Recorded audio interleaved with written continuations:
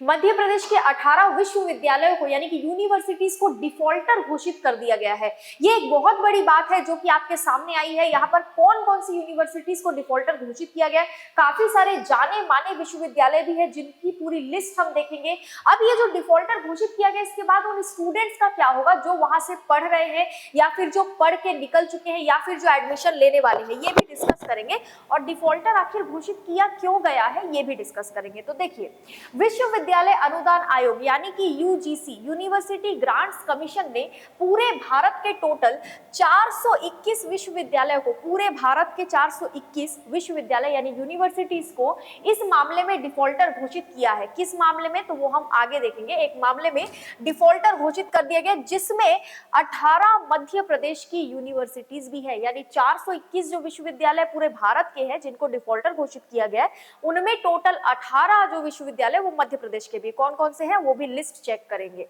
Students का क्या होगा, अब सबसे बड़ी बात, सबसे बड़ी चिंता ये है, तो उस चिंता से थोड़े से आप लोग को राहत मिलेगी क्योंकि यूनिवर्सिटी के डिफॉल्टर हो जाने से वर्तमान सत्र में जो परीक्षा, मार्कशीट, डिग्री, डिप्लोमा है उस पर कोई असर नहीं पड़ेगा। अभी फिलहाल जो लोग परीक्षा दे रहे हैं, जो डिग्री मिली है या मिल रही है या फिर जो मार्कशीट है या जो डिप्लोमा चल रहा है, उन पर कोई असर नहीं पड़ेगा, कोई दिक्कत नहीं आएगी। तो स्टूडेंट्स को बहुत ज्यादा चिंता करने की जरूरत नहीं है, लेकिन बाद में प्रॉब्लम खड़ी हो सकती है।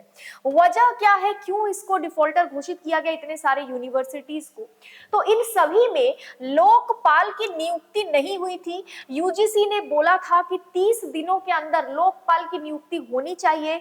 यूजीसी की कई बार फटकार लगाने के बावजूद इन विश्वविद्यालयों ने लोकपाल की नियुक्ति नहीं की। लोकपाल की नियुक्ति आपको पता होगा क्यों की जाती है, करप्शन को कंट्रोल में रखने के लिए, ठीक है।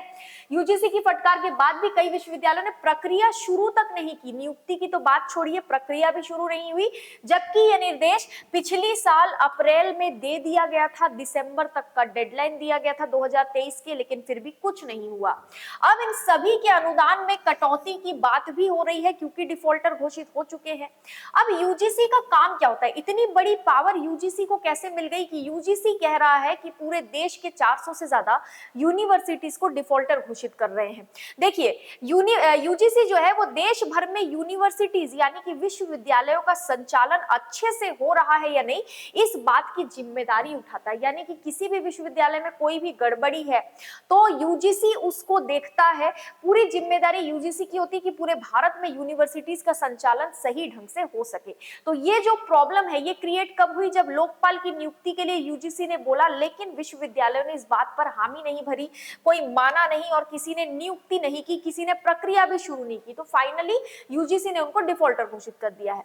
अब भारत के 421 विश्वविद्यालयों की लिस्ट अलग से आप देख सकते हैं, लेकिन यहां पर हम मध्य प्रदेश के उन विश्वविद्यालयों की बात करेंगे जिनको डिफॉल्टर घोषित किया गया है। देखिए, सबसे पहले है अवधेश प्रताप सिंह विश्वविद्यालय रीवा, फिर पंडित एस.एन. शुक्ल विश्वविद्यालय शहडोल, महात्मा गांधी ग्रामोदय विश्वविद्यालय चित्रकूट, आपका विश्वविद्यालय इसमें है या नहीं एक बार लिस्ट को अच्छे से चेक कर लीजिए, संगीत एवं कला विश्वविद्यालय ग्वालियर, पशु चिकित्सा विज्ञान विश्वविद्यालय जबलपुर, पत्रकारिता एवं संचार विश्वविद्यालय भोपाल, संस्कृत एवं वैदिक विश्वविद्यालय उज्जैन।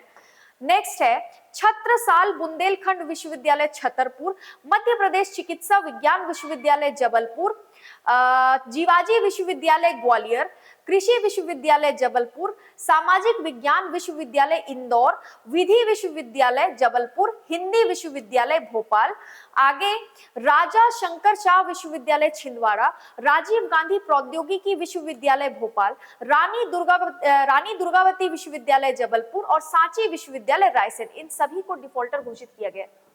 421 विश्वविद्यालय जो पूरे भारत के, उनमें से 18 इनके नाम है। अगर आपकी भी यूनिवर्सिटी है इनमें से कोई एक, तो ध्यान रखिएगा, इन पर कड़ा एक्शन और भी लिया जा सकता है। अगर इन्होंने अभी तक 3 महीने के अंदर अंदर अगर लोकपाल की नियुक्ति नहीं की तो और कड़ा एक्शन लिया जाएगा। आने वाले 3 महीने में सभी विश्वविद्यालय लोकपाल की नियुक्ति कर देंगे और इसके कारण उनका नाम डिफॉल्टर की लिस्ट से बाहर हो जाएगा। देखिए, ऐसा नहीं है कि मान्यता खत्म कर दी गई है, कई सारे बच्चों को डिफॉल्टर घोषित होने का मतलब लग रहा होगा कि मान्यता खत्म कर दी है, अब हमारे रिजल्ट का क्या होगा, डिग्री का क्या होगा जो हमने यहाँ से हासिल की है या हासिल करने वाले, तो ऐसा कुछ नहीं है। मान्यता प्राप्त विश्वविद्यालय है ये सारे के सारे, लेकिन लोकपाल की नियुक्ति न होने की वजह से, यूजीसी के बार बार वार्निंग देने के बावजूद लोकपाल को नियुक्त न करने की वजह से इनको डिफॉल्टर घोषित किया गया है। तो आगे अगर ये लोग लोकपाल को नियुक्त कर लेते हैं तो सारी चीजें सही हो जाएंगी। तो ये था आज का वीडियो को लाइक कीजिए, चैनल को सब्सक्राइब कीजिए, और कोई भी डाउट या कंफ्यूजन हो तो आप मुझे कमेंट बॉक्स में पूछ सकते हैं। आज के लिए इतना ही, थैंक यू सो मच।